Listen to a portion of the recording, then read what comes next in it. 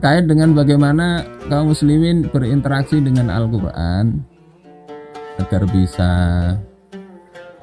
menghadapi persoalan ini. Minimal kalau tidak sistemnya yang berubah, minimal internal umat itu bisa selamat lah dalam kondisi seperti ini, tidak ikut-ikutan stres yang semakin bertambah. Beli ontok ya 1000 jadi 1500. Kemarin kami beli gas yang 12 kilo itu sebelumnya 170.000, sekarang sudah jadi 210.000 kita beli itu.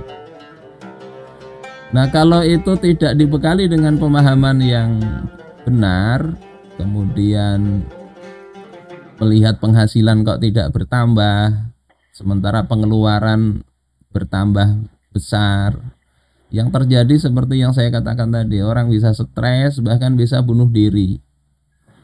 Nah, sebetulnya Al-Quran sendiri ini kan Allah katakan sebagai syifa. Allah katakan dalam surah Al-Isra, wa nunazzilu minal Qur'an ma huwa syifa'u wa rahmatul lil mu'minin. Dan kami telah menurunkan Al-Quran itu di dalamnya ada syifa, ada obat. Obat apa? Dua itu obatnya. Pertama, di dalam ayat yang lain dikatakan syifa'ul lima fis sudur, obat bagi penyakit yang ada di dalam hati. Ada keraguan, ada syak, ada kebimbangan, macam-macam penyakit itu, maka itu bisa dihilangkan dengan Al-Quran, bisa disembuhkan. Obat itu, obatnya Al-Quran. Yang kedua, syifa'ul badan, bisa memberikan obat untuk badan dengan ruqyah misalnya, untuk tentunya berbagai penyakit tertentu, tidak semua penyakit. Nah, bagaimana supaya dapat khasiat obat itu? Obat apapun itu akan berkhasiat kalau memang digunakan sesuai petunjuknya. Termasuk Al-Quran ini sebagai sebuah obat. Maka yang pertama yang harus dilakukan itu kan membaca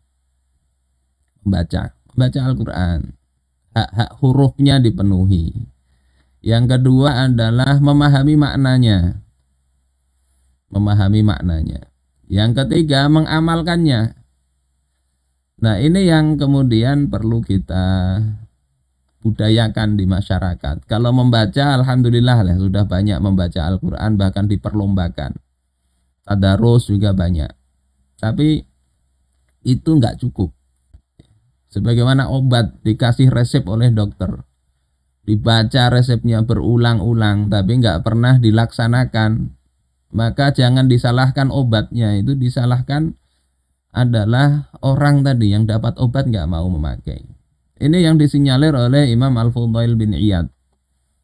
Beliau katakan di dalam Iqtida'ul Ilmi Al-Amal, innama nuzzilal Qur'an liyu'mala bih. Sesungguhnya Al-Quran itu diturunkan untuk dilaksanakan. Fattakhadhan nasu qira'atahu amalan. Tetapi manusia itu kebanyakan hanya mengamalkannya dengan membacanya.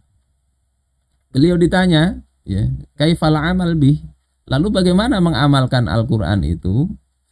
Kata beliau, liyahillu halalah. Mereka hendaknya menghalalkan apa yang dihalalkan Al-Quran. Wa yuharrimu haramah. Mengharamkan apa yang diharamkan oleh Al-Quran. Wa ya'tamiru bi awamirih, menyuruh apa yang disuruh oleh Al-Quran. Wa yang tahu an nawahih, mencegah apa yang dilarang oleh Al-Quran. Wa yaqifu inda ajaibih, dan berhenti sejenak membacanya, merenungkan keajaiban-keajaiban dari Al-Quran itu. Jadi ketika membaca diresapi. Nah, ini level individu begitu untuk berinteraksi dengan Al-Quran. Perilaku-perilaku yang mencampakkan Al-Quran itu seperti apa? Rasul sendiri sudah mengatakan, ya Rabb, inna qaumit takhadhu hadzal Qur'ana mahjura. Wahai Rabb, sesungguhnya kaumku itu menjadikan Al-Quran sebagai mahjura. Mahjura itu matrukan, sesuatu yang ditinggalkan.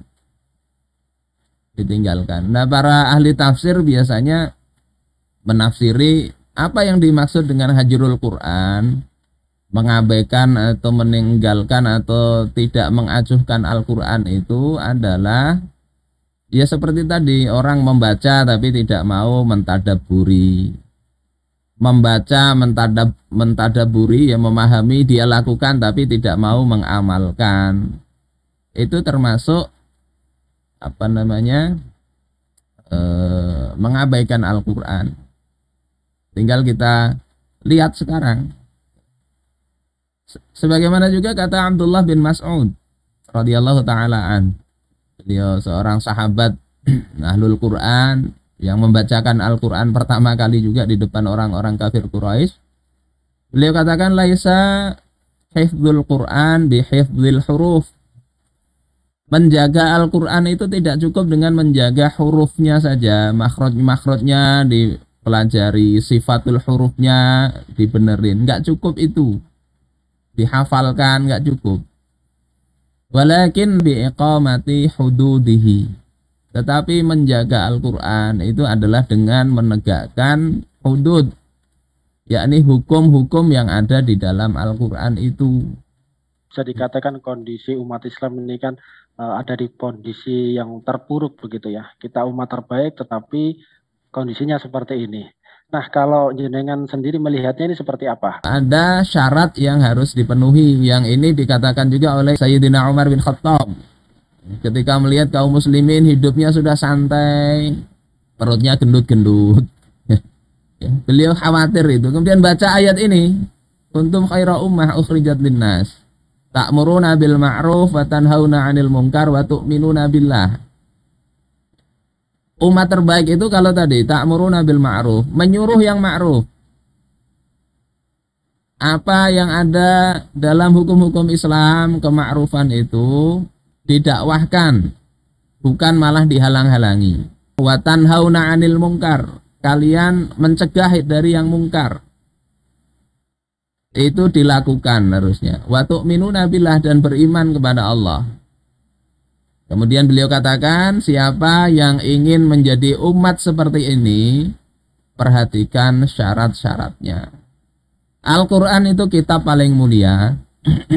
Diturunkan Allah Subhanahu wa ta'ala lewat malaikat paling mulia, malaikat Jibril. Diturunkan kepada Nabi paling mulia, Nabi Muhammad sallallahu alaihi wasallam.